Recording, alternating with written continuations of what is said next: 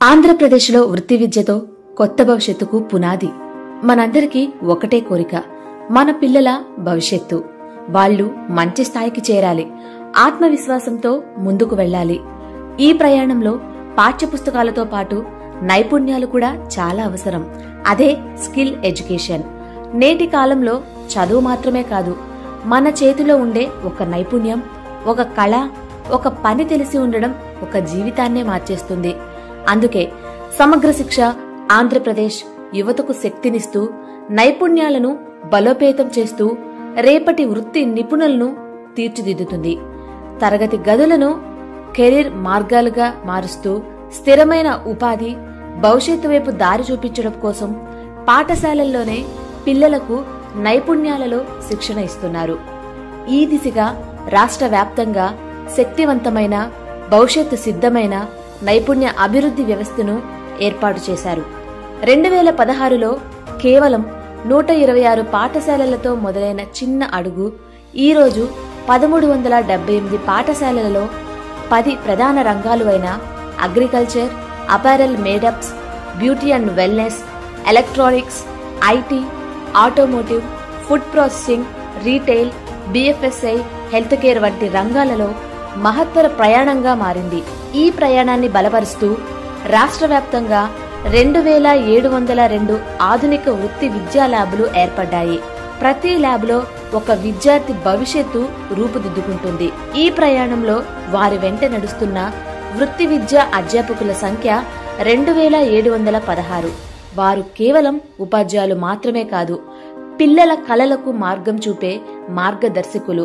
2.65 లక్షల యువ హృదయాల్లో నైపుణ్యం అనే కాంతి వెలుగుతుంది. వీరి ప్రయాణంలో నిజమైన మార్పు తెచ్చింది ఇంటర్న్షిప్లు.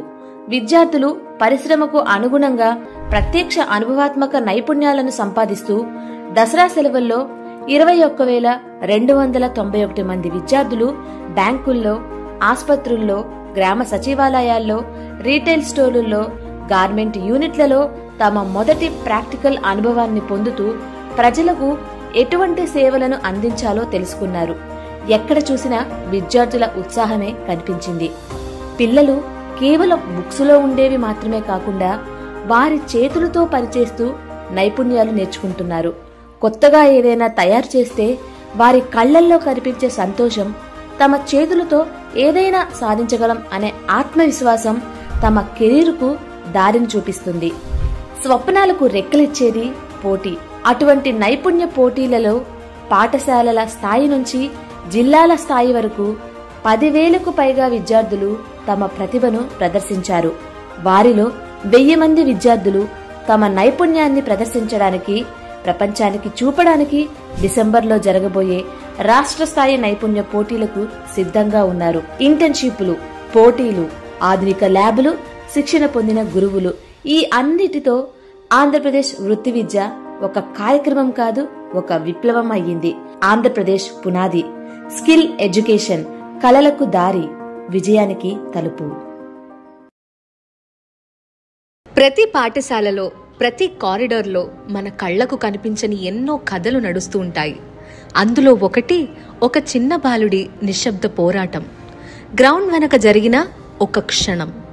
అతని మనసులో పెద్ద సందేహం మొదలైంది. సిగరెట్, గుట్కా, పొగల మధ్య వినిపించని మాట.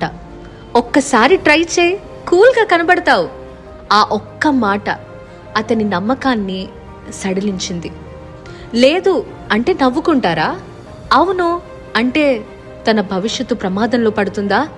అతని లోపల ఆలోచనల తుఫాను మొదలైంది. ఈ హానికర పదార్థాలు క్షణిక ధైర్యం ఇస్తాయి, కానీ జీవితాంత నష్టాన్ని రుచి చూపుతాయి. బ్రెయిన్ను బలహీనపరుస్తాయి, ఊపిరితిత్తులను విషపూరితం చేస్తాయి, మన పెరుగుదలకు, మన కలలకు అడ్డంకాలుగా నిలుస్తాయి. నిజమైన ధైర్యం అంటే హాని కనిపించినప్పుడు నో చెప్పే శక్తి, తప్పు చేసే జనాల మధ్య సరైన నిర్ణయం తీసుకునే నిబద్ధత, మన భవిష్యత్తును మనమే కాపాడుకునే బాధ్యత. ఎవరైనా ఒత్తిడి చేస్తే మనం ఏంటో చూపించాల్సిన సమయం అదే. సహాయం కావాలి అనుకుంటే నమ్మదగిన టీచర్లు, మెంటల్ హెల్త్ అండ్ కెరియర్ కౌన్సిలర్లు, పెద్దలు, స్నేహితులు ఎప్పుడూ మనకి అండగా ఉంటారు. మనమొక్కరమే కాదు, మనతో పాటు నిలబడే వారు ఎప్పుడు ఉన్నారనే నిజం మనకు బలం. కాబట్టి నీ జీవితానికి నువ్వే కెప్టెన్. హానికర పదార్థాలకు నో చెప్పావంటే స్వీయ గౌరవానికి అవును చెప్పినట్టే. ఈ రోజు ఒక ప్రతిజ్ఞ చేద్దాం. నా ఆరోగ్యం, నా కలలు ఇవే నాకు ముఖ్యం. కూల్గా కనిపించడం కాదు, హెల్దీగా హ్యాపీగా జీవించడమే నిజమైన స్టైల్. వ్యసనాలు మాయమాటలు మాత్రమే, భవిష్యత్తే నిజం. ఆ నిజమైన భవిష్యత్తును ఎంచుకో, వ్యసనాలను కాదు. ప్రతి ఉదయం వేలాది పిల్లలు చిరునవ్వుతో స్కూల్కి వెళ్తూ ఉంటారు. వాళ్ల కళ్లల్లో ప్రేమ, భద్రత, సంరక్షణ మాత్రమే ఉంటుంది. కానీ ఆ చిరునవ్వుల వెనక ఎన్నో బాధలతో నిండిన కథలు ఉంటాయి. ఇది అలాంటి కథలలో ఒకటి. మన చుట్టూ ఉన్న ఏ చిన్నారి కథ అయినా కావచ్చు. ఇంట్లోనో, స్కూల్లోనో, వారిని నమ్మిన ఎవరో చేతిలోనో ఒక చిన్నారి నిశ్శబ్దంగా భయపడుతూ ఉంటాడు.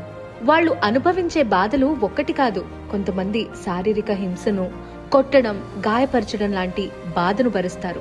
కొంతమంది మాటలతో, అవమానంతో, భావోద్వేగంతో చిన్న భిన్నమవుతారు. ఇంకొంతమంది తమకు అసభ్యకరంగా, భయంగా అనిపించే లైంగిక దాడుల్ని ఎదుర్కొంటారు. మరికొందరిని భోజనం, సంరక్షణ, ప్రేమ లేక నిర్లక్ష్యంలో వదిలేస్తారు. ఈ రోజుల్లో ఫోన్లు, సోషల్ మీడియా కూడా పిల్లలకు